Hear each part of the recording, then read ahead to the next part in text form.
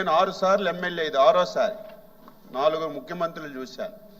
కానీ ఇటువంటి పరిస్థితి, ఆర్థిక విధ్వంసం ఎప్పుడూ లేదు. మేము కూడా భయపడ్డాం.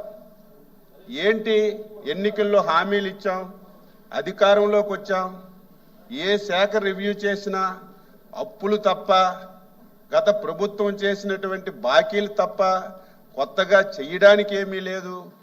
ఇచ్చిన హామీలు ఏ విధంగా నెరవేరుస్తామని మొదట్లో కొంత ఆందోళన కూడా చెందిన విషయం ఈ సభ ద్వారా రాష్ట్ర ప్రజలకు తెలియజేస్తున్నాను. అయితే అదృష్టం ఏమిటంటే, ఈ రాష్ట్ర ప్రజలు చేసుకున్నటువంటి అదృష్టం ఏమిటంటే, చంద్రబాబు నాయుడు లాంటి వ్యక్తి ఈ రాష్ట్రంలో పుట్టడం, ఈ రాష్ట్రానికి ముఖ్యమంత్రిగా రావడం ఈ రాష్ట్ర ప్రజలు చేసుకున్నటువంటి అదృష్టం అధ్యక్ష. దీనికి తోడు ఆంధ్రప్రదేశ్ ప్రజలు విఘ్నత ప్రదర్శించి 22 మంది పార్లమెంటు సభ్యులకి ఈ రాష్ట్రం నుంచి, ఎన్డీఏ నుంచి ఎంపిక చేశారు.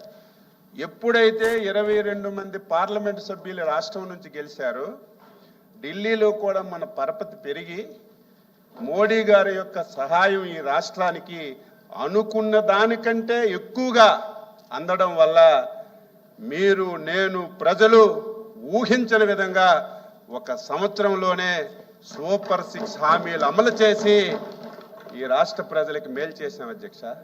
మీలాగా ఎన్నికల్లో ఒక మాట చెప్పడం, ఎన్నికలు అయిపోయిన తర్వాత ఇంకొక విధానం అమలు చేయడం 42 సంవత్సరాల సుదీర్ఘ రాజకీయ ప్రయాణంలో తెలుగుదేశం పార్టీకి కానీ, ఇప్పుడున్నటువంటి ఎన్డీఏ పార్టీకి కానీ లేదని చెప్పి తెలియజేస్తున్నాను.